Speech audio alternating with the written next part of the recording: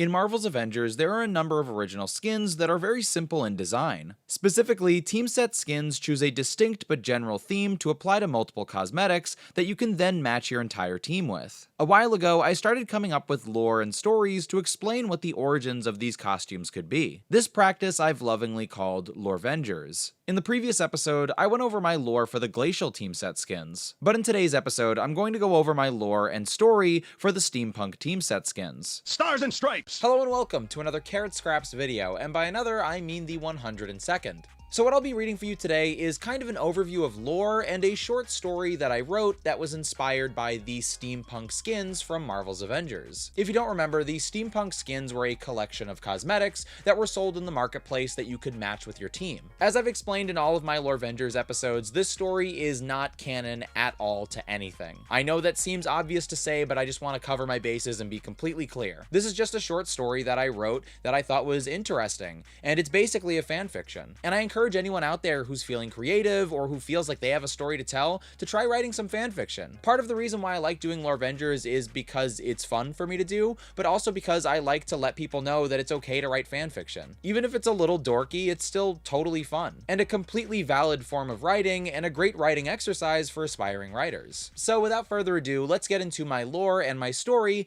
about the Steampunk team set skins.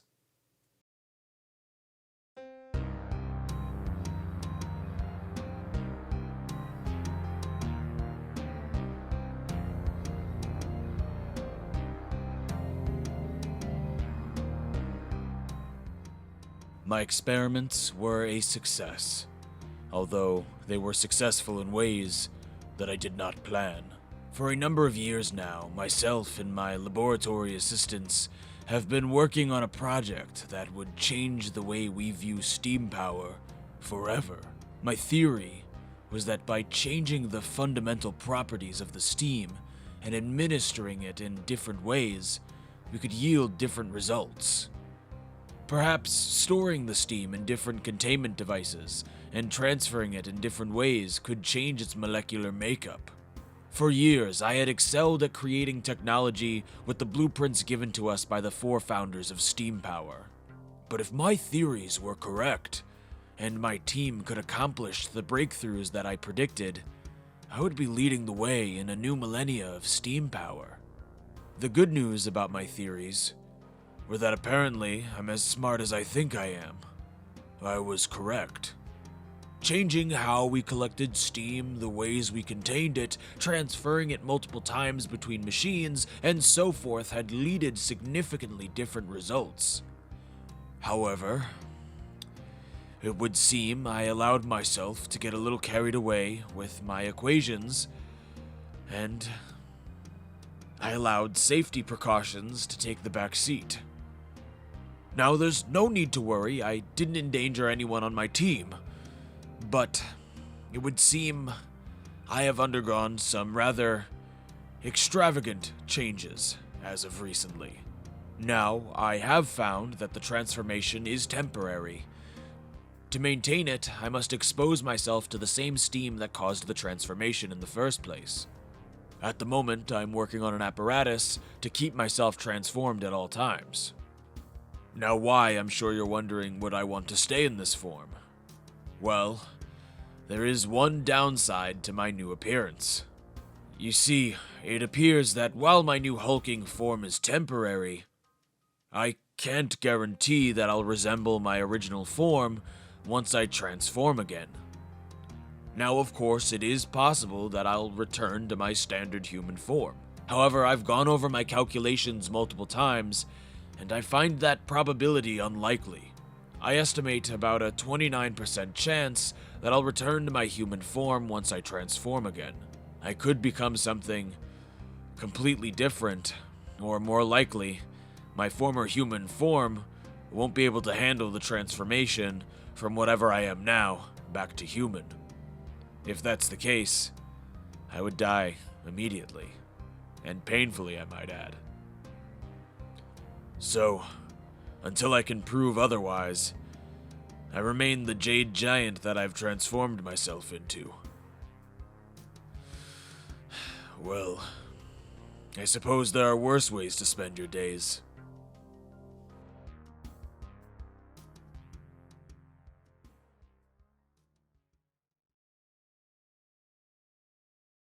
So that was just the first part of my steampunk story. I've had this story written for a while, and I had a lot of fun breaking it into 2 parts. And I've been trying that strategy recently because I feel like I can be more creative when I break the story into 2... Oh. Oh, it's Rudra. Oh my god. Hey buddy, what's up? Hello Carrot Boy. This is Rudra calling on behalf of Juniper Technologies, but I'm on my lunch break though. Nice. I actually have off today. How have you been, man? I'm pretty good Carrot Boy. Are you playing Destiny 2? No, I'm not. No, I'm not playing. I'm reading a story that I wrote recently. I'm doing that again. Writing a story again? That is pretty neat. You know what? I might consider writing a little story of my own. Yeah, I mean, I have a lot of fun writing short stories about Marvel stuff. Like, I know you're a big superhero guy, so I would love to, see a story that you've written. What if I wrote a story about Batman finding a secret island? Yeah, that sounds like it would be cool for sure. That sounds like it'd be awesome. Oh, or what if I wrote a story about Batman finding a secret underwater island and he didn't pack an overnight bag? Yeah, that also sounds awesome. But hey, why don't you can just write the story, maybe we can workshop, ideas later. I'm in the middle of reading my story, so I'll get back to you. You know what might be cool? If I wrote a story about Batman going to Applebee's and ordering everything on the menu.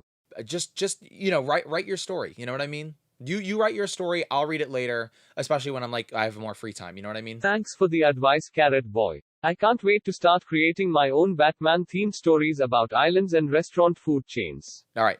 I'll talk to you later. Bye. So cool to hear from Rudra again, and writing a story, that's awesome. Anyway, let's get into part 2 of my steampunk lore and story.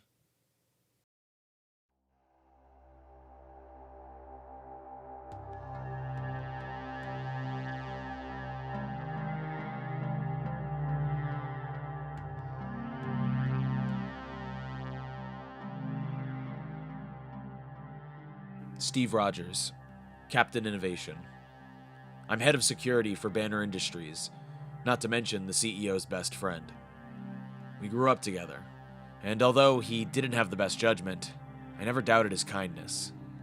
Over the years, he's helped me realize my dream of protecting people, thanks to his developments of the Super Soldier Mist and my near-indestructible shield. I'll always thank him for that. But my good judgment is exactly what he hired me for. I've found myself questioning my judgment rather frequently recently. Working for Banner Industries, you get used to seeing some pretty incredible stuff.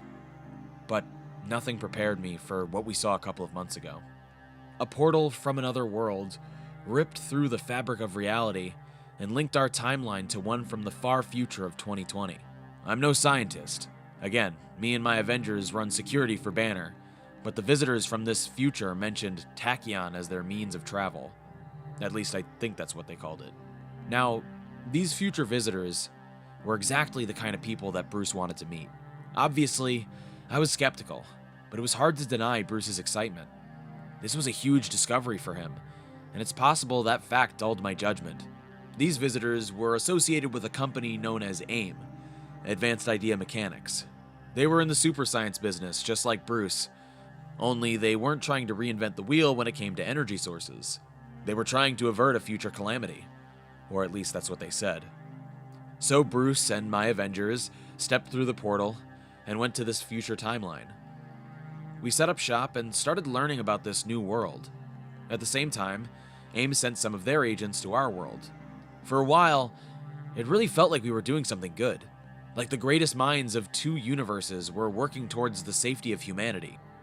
That being said, as much as I'd like that all to be true, about a week ago I overheard a conversation that left me wondering what the real intentions of this company really were. Since then, I've been secretly following leads within AIM, trying my best to discern their true intentions. Now, while I like to think I'm pretty good with espionage, Natasha is way better. So with the promise of her secrecy, she helped me unearth some pretty big secrets within AIM. Tonight, Natasha and I delivered that information to Bruce. After all these years, I didn't doubt for a second that he would trust me. Now, I don't know if this is all just too big, or if it's that irradiated steam he exposed himself to, or maybe he's just changed and I never noticed. Whatever the reason, Bruce refuses to believe the truth that we've discovered. Maybe he has the best intentions, but I think my friend is blind. I'll never stop caring about Bruce, but I've ignored my gut feeling for too long. I don't care who we're protecting. If it's someone from the past or the present, I won't stand idly by if they're in danger, even if that means going against a friend. And so, I write to you, my Avengers. Now, I know many of you won't hesitate to join me in fighting AIM like Natasha, but I also know some of you won't turn your back on Bruce. I don't want to fight any of you, but if that's what I have to do, then I will. I'll put off fighting Bruce as long as I can. I have to at least try one more time to open his eyes.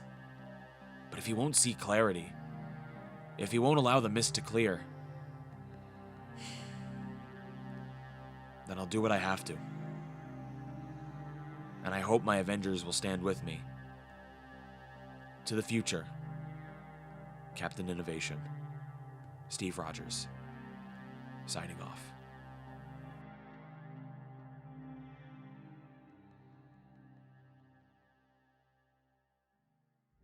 And that was part 1 and 2 of my lore and story inspired by the Steampunk Team Skins, and I hope you enjoyed them. And again, like I said, if you're feeling inspired and you feel like you have a story you need to tell, don't hold back, go write some fan fiction. It's an incredibly fun way to stretch your writing muscles. Anyway, that's gonna do it for this video. If for some reason you enjoyed this video, don't forget to give it a like and to subscribe to my channel for more. As regular viewers know, I make a variety of content on my channel, and I'm always gonna make the videos that I wanna make. But if you see something you enjoy, make sure to let me know, and I'll try to prioritize that kind of content in the future. If you wanna watch me play video games like Marvel's Avengers live, check me out on Twitch at twitch.tv/carrotscraps, and all my other social media, Twitter, TikTok, and Instagram are at carrotscraps as well. So I wanna thank you again so much for watching, and I'll see you soon.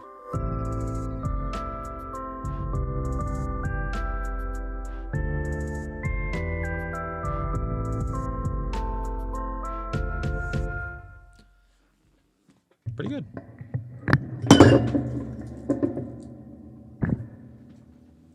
So if you're wondering what that sound was, I literally spilled like the last 25% of a glass of water on my newly fixed computer tower, and I was devastated. My computer's fine, very happy about that, but I was very happy to hear that it was recorded, and I was like, oh, this will be funny for a post-credit scene on a video, but I literally say nothing. Like, I mean, the water pouring out of the glass behind the microphone is heard more audibly than my reaction in front of it.